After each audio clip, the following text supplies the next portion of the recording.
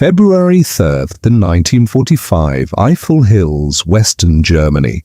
A lonely road cuts through deep snow, past burned farms and dead trees. American trucks growl in low gear, chains scraping on ice, headlights glowing weakly in a rising white wall of storm. Below one shattered building, 12 German women prisoners huddle in a dark cellar, sure the Americans will drive away and let the blizzard finish what the war began. All their training says the same thing. If the enemy captures you, expect hunger, shame, and no mercy, especially if you are a woman in a German uniform. But as the storm closes in, the women feel hands grab them, not to hit or push, but to lift them onto American shoulders, to be carried mile after mile through the killing cold. Why would men who had lost friends to German guns risk their own lives to save the very people they were ordered to fight? This is not a movie script. It happened on one forgotten night, on one frozen road, and it changed what enemy meant forever for those who were there. If you want to know how that choice in the blizzard rewrote their lives, watch to the end. And please like, subscribe, and support the channel so we can keep uncovering hidden World War II stories like this. The winter of 1944-45 was the coldest many soldiers had ever known. In the hills of the Eiffel, on Germany's western border, snow lay in heavy drifts along broken roads. Wind slid like a knife through torn coats. Even without bullets, men and women froze in their sleep. The big German attack in the Ardennes, the Battle of the Bulge, had failed. In December and January, more than 19,000 American soldiers had died pushing the Germans back. Now, in early February, US units were moving again, step by step, toward the Rhine. For every mile gained, engineers laid down about 500 yards of wire and cleared tons of rubble, turning ruined villages into supply lines. Behind the collapsing German front, confusion ruled. Trains no longer ran on time, orders arrived late or not at all. Among the stragglers on the roads were women from the Wehrmacht's support units, signals, helpers, clerks, nurses. Many were barely in their 20s. Some had joined the German Women's Auxiliary, the Helferinnen, thinking they would answer phones and type letters in safe cities. Instead, the war had chased them to the front. One group, 12 women in all, marched through the slush outside a small town the Americans called Hildorf. They carried canvas packs and one small medical bag between them. Their boots were thin, their grey uniforms were soaked at the hems. Snow stuck to their wool skirts and to the loose hair that hung from under their field caps. They had been told many things about the enemy. In classes and in loud radio speeches, Nazi instructors said that if Americans ever captured German women, they would shame them, starve them, maybe worse. Surrender, they were warned, was not only cowardly, it was a kind of death of the soul. Yet the war around them did not match those stories. They saw German officers driving past in trucks while they walked. They heard that in the last month, more than 100,000 German soldiers had been taken prisoner in the West alone. Some had been marched to the rear without being shot, which was not what propaganda had promised. One of the women, Anna, kept a small notebook in her coat. Years later, her son would read her words aloud to a historian. "We were more afraid of the cold than of the enemy by then," she had written. "The snow did not care if you were German or American. It took the weak all the same. The cold was everywhere. Breath came out in white clouds. The inside of the women's gloves stayed damp. When they found a half-burned shed, they broke off blackened boards and tried to start a fire. The wood hissed and spat. Smoke stung their eyes and clung to their hair. For a few minutes, they felt heat on their faces. Then the wind took that too. The paradox was simple and cruel. They wore the uniform of a regime that spoke of greatness and victory, yet they were hungry, freezing, and alone. The Third Reich still filled the airwaves with talk of secret weapons and final triumph. On the ground, 12 women shuffled along a ruined lane, trading a crust of bread that had to last for 2 days. Overhead, American planes moved east. In January 1945, Allied bombers had dropped over 40,000 tons of bombs on Germany in a single month. The women heard the distant thunder but could not see the bombers through the low clouds. They only saw the results: smashed bridges, smoking rail yards, and villages with more walls missing than standing. At night, the sounds changed. No more engines in the sky, only the distant thump of artillery and the closer creak of frozen trees. Sometimes there was a sharp crack as a branch, heavy with ice, snapped and fell. In the dark, it sounded like rifle fire, and the women flinched. One night, crammed into the cellar of a half-ruined schoolhouse, they listened to the wind outside and to each other's breathing. The air smelled of damp plaster, burned wood, and unwashed bodies. They had one small stove and only a little coal. They argued quietly about whether to keep the fire going or save fuel for the next day. In the end, they let it burn low. Sleep, when it came, was thin and full of bad dreams. "We were told we must never fall into enemy hands," Anna wrote. "But there, in that cellar, I began to think perhaps the enemy could not be worse than this." Beyond the town, American patrols were closing in, moving from farm to farm, house to house, counting prisoners and checking cellars for hidden weapons. They had weather reports in their pockets, temperatures dropping, snow coming, a blizzard likely within 24 hours. The roads would soon be deadly.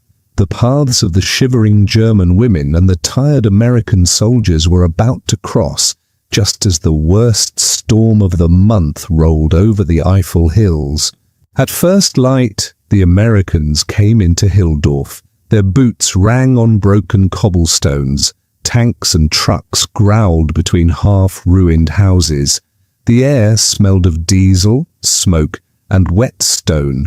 A rifle platoon from an infantry regiment moved ahead of the vehicles, checking doors and cellars. In this sector, US First Army had taken more than 10,000 prisoners in the last 2 weeks. Most surrendered without a fight. A few still hid and shot from windows. Sergeant Tom Miller led one squad toward the old schoolhouse. Glass crunched under his boots. A blackboard leaned against a cracked wall, chalk dust mixed with plaster. Somewhere below he heard a faint cough. He signaled for quiet. The men stopped. Only the ticking of a distant engine and the soft hiss of falling snow broke the silence. Miller eased the cellar door open. A wave of cold, damp air hit his face, carrying the smell of coal smoke and unwashed bodies. Flashlights cut through the dark. 12 pale faces turned toward the light. Women, thin and grey with exhaustion, blinked and tried to stand. Some raised their hands at once. One clutched a Red Cross armband to her chest like a shield. For a second, both sides simply stared. The Americans had expected maybe a sniper or a rear guard. The women had expected men with hard faces and hard hands. Instead, there was a moment of shared surprise. One of the women tried to speak. "Bitte, wir sind Sanitäterinnen," she said. "Medics?" Her voice cracked. Another, Anna, later wrote, "I thought this is the end. Now they will do all the things we were warned about." Miller did not understand German, but he saw no weapons, only fear and thin coats. "They're auxiliaries," said Corporal Diaz, the medic, pointing to the armband. "They're half frozen." His breath steamed in the beam of his own flashlight. Outside, the wind picked up, pushing snow through broken windows in fine white curtains. In the command post 2 streets away, the company radio crackled with new orders. A staff officer's voice came through, flat and urgent. Pull back to the ridgeline by nightfall. A blizzard was coming. No delays, no stray patrols. The weather report from Division said it clearly. Temperatures would drop below 15 degrees C. Wind gusts could reach 60 kilometers per hour. In such conditions, exposed skin froze in minutes. Trucks stalled. Guns iced over. In January alone, more than 500 American soldiers in Europe had been recorded as cold weather casualties. Now Miller's men were told to move fast. The road east would soon be blocked by snow and wrecks. Their trucks already sat full of men and supplies. There was no spare space, at least on paper. Down in the cellar, the women watched as the Americans spoke into their radios. They caught only a few words. Prisoners, 12, female, storm. But the tone was clear. Time was short. One private muttered, "We can march them to the crossroads and leave them with the next outfit." Another said nothing, but stared at the women's feet. 3 of them had boots so worn that bare toes peeked through holes, purple from cold. Anna wrote, "I waited for them to decide which of us could walk and which would be left. We were enemy soldiers after all, even if we did not feel like soldiers." Here was the sharp contrast on the map. These 12 women were just numbers, POWs to be moved from one report column to another. In the cellar, they shivered, coughed, and wiped smoke from their eyes. The war machine saw statistics. The men saw human being. Lieutenant Harris, the platoon leader, came down the stairs, ducking under a broken beam. Snowflakes swirled in behind him. He felt the cold like a hand on the back of his neck. "We've got to clear this town and fall back," he told Miller. "Trucks are packed. Roads are turning to ice." Miller looked from his officer to the women. "Sir, some of them can't walk a mile, let alone 5, he said quietly. Diaz nodded. "They won't last an hour out there," the medic added. Later, Harris would tell an interviewer. The book answer was simple. Move on, let the rearguard deal with them, but when you see their faces, it stops being simple. They brought the women out of the cellar one by one. The grey sky pressed low over the village, snow pricked at cheeks and lashes, engines idled, sending up clouds of exhaust that smelled oily and bitter but promised movement and warmth. A few women could walk, limping, using each other's arms for balance. Others could barely stand. One collapsed as soon as she reached the street, her legs folding under her. Diaz checked her pulse with gloved fingers, feeling the slow, weak beat. Above them, white clouds gathered, thicker by the minute. The first true gusts of the coming storm shoved at men and women alike, making them stagger. Somewhere behind the lines, officers counted miles and hours. Here, at the edge of Hildorf, a small group of soldiers had to decide what those numbers meant for the lives in front of them. The storm was almost on them, and with it came a choice between following orders and following conscience. Snow thickened over Hildorf as men and women waited at the edge of the village. Engines idled, metal ticking as it cooled. The air was sharp with exhaust, cold iron, and the faint smell of burned wood drifting from ruined houses. Lieutenant Harris stood by the lead truck, radio handset pressed to his ear. A voice from battalion repeated the same message. Pull back to the ridge before dark, no delays. The line had to move. Artillery and fuel were already calculated for the next position. Mile by mile, each 2 1-2-ton truck was packed. Regulations said a truck could carry about 25 fully equipped soldiers. Today, most carried closer to 30, plus crates of ammunition and fuel can. There was no line in the manual for add a dozen half-frozen enemy women. Sergeant Miller and the medic Diaz walked slowly down the row of prisoners. Snow squeaked under their boots. They checked hands and faces for white, numb patches of frostbite. Out of 12 German women, they judged 4 completely unable to walk far. 3 more could stand only with help. Diaz pulled off one glove and touched a bare foot where the boot sole had split. The skin felt like cold wax. "She won't make a kilometre," he said quietly. "Not in this." A private nearby shifted his rifle. "We can't carry them all," he muttered. "We can't even fit them in the trucks. Orders say move, Sarge." That was the heart of the problem. On paper, war was neat. Arrows on maps, blocks of numbers, plans written in clean ink. In reality, it looked like this. Shivering women with blue lips and tired men trying to match orders to conscience, while icy wind tried to push everyone off the road. Later, Harris would tell an army historian, the legal answer was simple. Leave them in a house, report their location, let the rear units pick them up if they could. But when I looked at them, I knew rear units wouldn't get through that storm in time. Anna noticed the men's faces as they spoke. They argued among themselves, she wrote. One pointed to our feet and shook his head. Another looked at the sky. I did not understand the words, but I understood that our lives were being weighed. The paradox cut deep. These women had worn the uniform of a state that boasted of hardness and sacrifice. Now in the snow, it was the enemy who had to decide how much their lives were worth. Harris called his sergeants close. Snowflakes clung to his eyebrows. His breath came in short, white bursts. "Battalion wants us on that ridge before night," he said. "Trucks can take the walking ones. That's maybe 5. That leaves 7 who can't handle the march." Miller stared back. "Sir, if we leave them and that storm hits like they say, they're done," he answered. "We've already taken more than 200 prisoners this week. I'm not about to start choosing who freezes." For a moment, no one spoke. Wind hissed through the bare branches over the road. From inside, one truck. A radio played a faint swing tune, thin and strange in the winter air. "We could stay with them," Diaz suggested. "Small group. March on foot.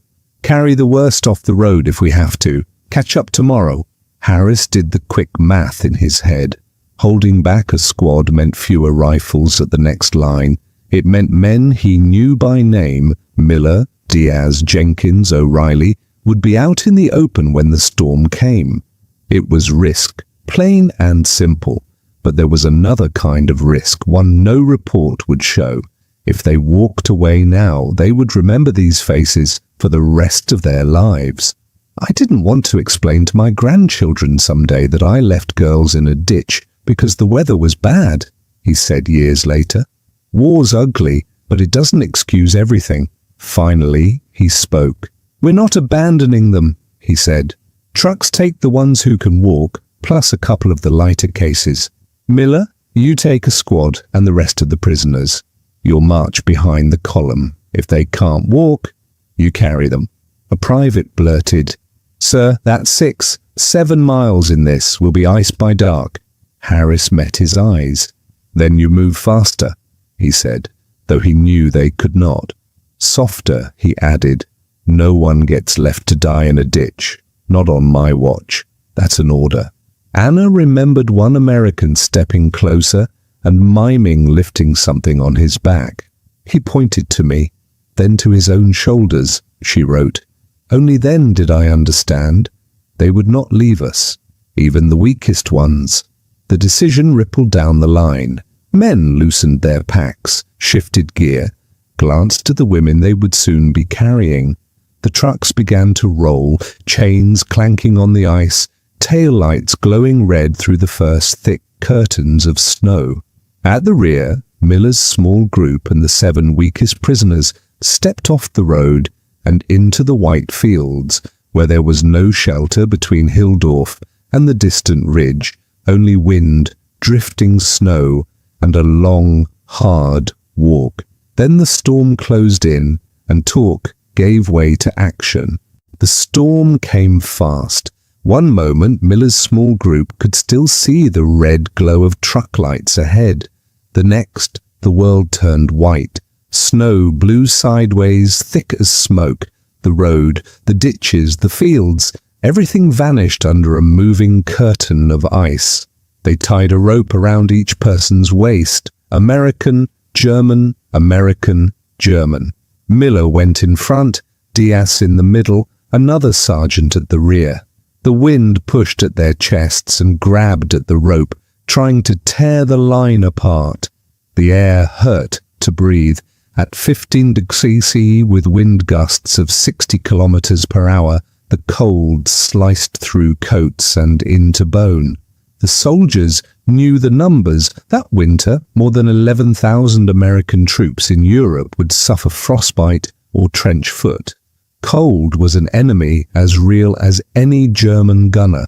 2 of the German women could not stand at all. Miller crouched and let one climb onto his back. She was light, maybe 45 kilos, but in the deep snow she felt twice that. Private Jenkins, only 19, took another woman the same way. Her arms rested weakly around his neck, fingers stiff in thin gloves. Anna walked with help from Diaz and another soldier. "We were like children, between tall fathers," she later wrote. "The rope pulled at my waist and I could not see my own feet when I looked down." The snow swallowed sound. Voices came out flat and dull. Only the wind had a clear voice, a long rising howl through bare trees and broken fence posts. Sometimes the rope jerked as someone stumbled in a drift. Boots sank to the knee, then to the thigh. Every step was a fight.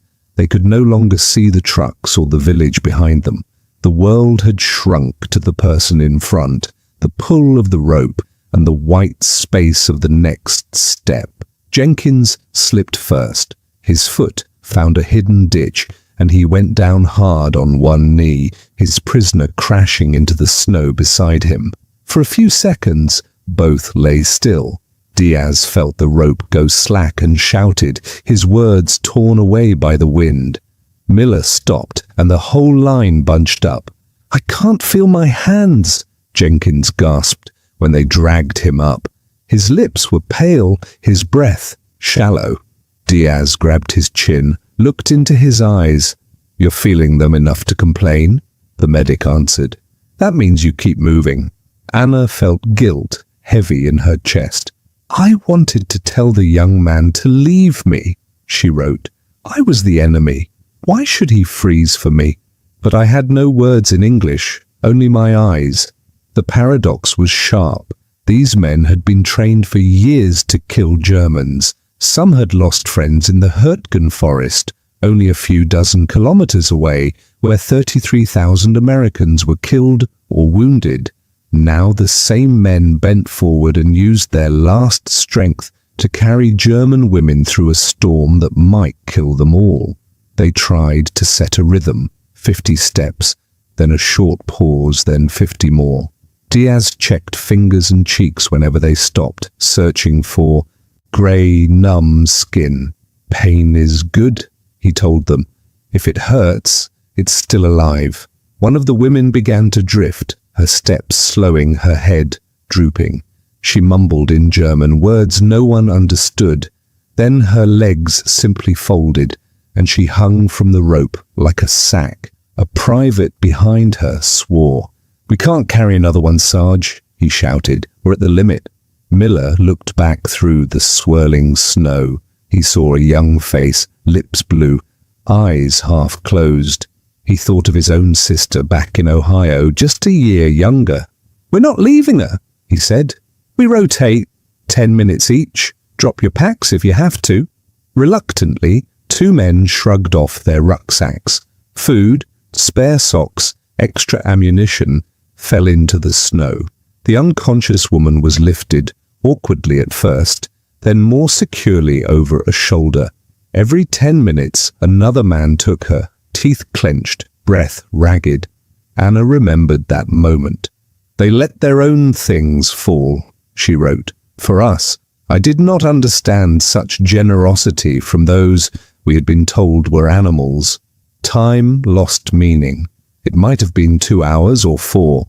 The rope, the wind, the weight on their backs, the burn in their legs, these were the only measures left. Some men began to see shapes in the snow that were not there, dark doorways, lines of trees, lights that vanished when they drew closer. At last, Diaz, half blind with ice on his lashes, saw a faint orange glow ahead. Not a trick this time. Real light, steady and low. "There!" he shouted. "Light!" They pushed toward it, the line bending, the rope straining. A small stone farmhouse came into view, windows stuffed with blankets, a big canvas tent beside it marked with a red cross. The field dressing station at the rear of the new line. Voices rose from the shadows. Men ran out, grabbed at the rope, took the weight of numb bodies from American shoulders. Warm air, smelling of iodine, sweat, and coffee, poured out as the farmhouse door opened. Miller staggered inside with the woman still on his back, and felt heat hit his frozen face like a slap. Somewhere behind him, Anna crossed the threshold and stared at clean sheets and metal beds, more shocked by this sight than by any shell burst she had known.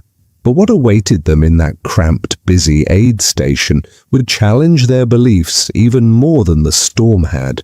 Inside the farmhouse, heat wrapped around them like a blanket. A big iron stove glowed in the corner. Wet wool steamed. The room smelled of coffee, iodine, sweat, and boiled cabbage. Compared to the white storm outside, it felt like another world. American medics moved fast. They had done this many times. A small field dressing station like this with only 20 beds could treat 80 to 100 men in a hard day, then send most to larger hospitals in the rear. Now, along with their own wounded, they had 7 half-frozen German women to save. "Get those boots off gently," a captain ordered. Thermometers slid under tongues and into armpits. Normal body temperature is 37 degrees 6. 2 of the women were at 34 degrees, 1 at 32 degrees. Any lower, and the heart could stop without warning. They cut away stiff stockings and held grey swollen feet in gloved hands. Some toes were white and hard, with no feeling at all. "Frostbite 2nd, maybe 3rd degree," one medic muttered. He had seen it on American feet in the Ardennes only weeks before. The women waited for rough treatment. Instead, they got blankets, warm drinks, and quiet, firm voices. "Sip, not gulp," a nurse told Anna in slow English, guiding a mug of thin soup to her lips. "Too fast will make you sick." The soup tasted of salt, fat, and carrots. To Anna, it tasted like life. Later, she wrote, "They gave us the same blankets as their own boys, the same soup. I watched the nurse cover a wounded American, then cover me with another blanket from the same pile. The sameness broke something in my heart. The paradox was painful and clear. For years, German radio had shouted that Americans were brutal and greedy, that they would starve and shame German prisoners. Yet here, American hands checked pulses, shared coffee, and spoke softly, while outside the storm howled without mercy. In one corner, metal shelves held stacks of rations. A standard US field ration then provided about 3,500 calories a day, canned meat, biscuits, chocolate, sugar. German soldiers at the end of the war often lived on less than 1,500 calories, thin soup, black bread, sometimes only potatoes. One nurse, no more than 20, stared at the shelves with wide eyes. "So much food just waiting," she whispered in German. "We fought such a rich enemy." The Americans were just as shaken, in a different way. After the crisis eased, Miller sat on a crate near the stove, boots off, socks steaming. Jenkins rubbed his numb hands, still feeling the ghost weight of the woman he had carried. "Think they'd have done the same for us?" one private asked. His voice was tired, not bitter, more like a real question than a complaint. Diaz shrugged. "Maybe, maybe not," he said. "Doesn't matter. We did what we did so we can sleep at night, not because of what they would do." Miller listened, staring at the floorboards. Years later, he told an interviewer, "I hated what the German army had done. I'd seen our own boys come back in pieces, but carrying those women, I stopped seeing Germany and started seeing faces. That's the hardest part of war, remembering there is a person inside the uniform." In her diary, Anna tried to capture her own confusion. "I had believed the posters, the films, the speeches. Enemies were monsters, but the man who carried me up the last hill was shaking from cold and effort. When he set me down, he smiled just a little. It was not the smile, it was the tired smile of a man who has done something hard and is glad it is over." The women stayed at the station for several days. Their feet were wrapped in soft dressing. Fingers that might have turned black were saved. Some toes were lost. All kept their lives. At night, they lay in clean sheets and listened to American soldiers snore, cough, and dream in the next room. The thin wall between them seemed strange, given how close death had come on the road. Word of the march spread only a little. The war was still raging. In those weeks, US forces in Europe took tens of thousands more German prisoners. On reports, the 7 women from Hildorf became simple numbers in the POW female column. But in the private pages of a German diary, in the quiet memories of a few American soldiers, the stormy night stayed sharp. It would take many years before anyone else heard about it and understood how far its echoes. After the war ended in May 1945, the people from that night went separate ways. The American soldiers rode trucks and ships back across the ocean.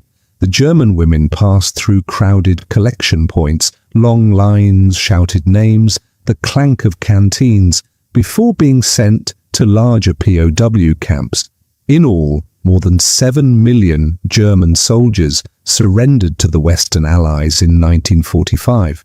Among them were several thousand women from signal units, anti-aircraft crews, and medical services.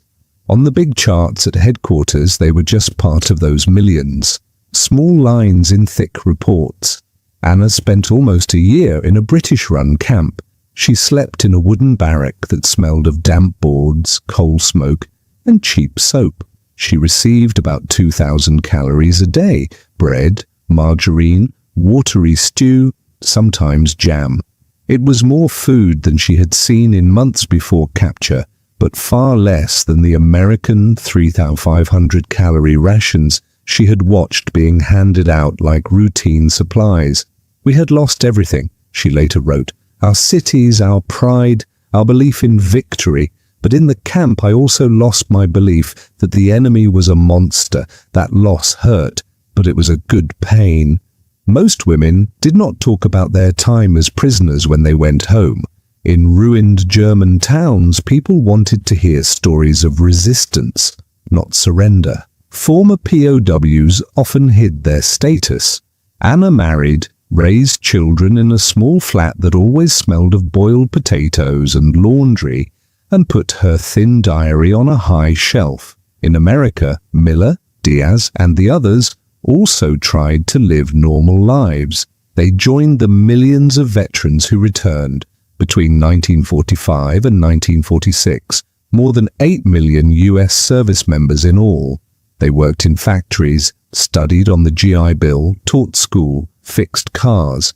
When they spoke of the war, they talked about big battles, not a single night in a blizzard, with 7 German women. Only in old age did some of them sit down with tape recorders and patient interviewers. A retired teacher named Miller, hands spotted with age, described the march. "We were supposed to be the conquerors," he said, his voice rough on the old tape. "But out there in the snow carrying those girls, I felt more like a student. I was learning what kind of man I wanted to be." That line captured the main paradox. They had come as conquerors. They left as students. Decades later, a young German scholar looking into women's roles in the Wehrmacht came across Anna's diary in a family box. The paper smelled of dust and old ink. The tight handwriting told of propaganda lessons, of hunger, of fear, and finally, of American arms lifting her out of the snow. Across the ocean, an American grad student listened to Miller's taped words in a quiet archive room, the machine whirring softly. She checked his unit's records and found a brief note in a February 1945 report. Escorted 7 female POWs to rear aid station in extreme weather, all delivered, alive. Just one line among many pages of figures. Taken together, numbers, diary, tape, these pieces formed a clear picture. A small act, almost lost in a huge war, had crossed borders and generations. Anna's children grew up hearing that Americans had saved their mother's feet and her life. Miller's grandchildren learned that their grandfather had once dropped his pack in the snow so he could carry an enemy. Because they carried us, I could later carry my own children. Anna wrote to a historian shortly before she died. This is how mercy moves through time. One night in the snow becomes many lives afterward. Nations rebuilt. Enemies became trade partners and allies. West Germany, and later a united Germany, stood beside the United States in new alliances. The big reasons for that are found in politics, money, and strategy.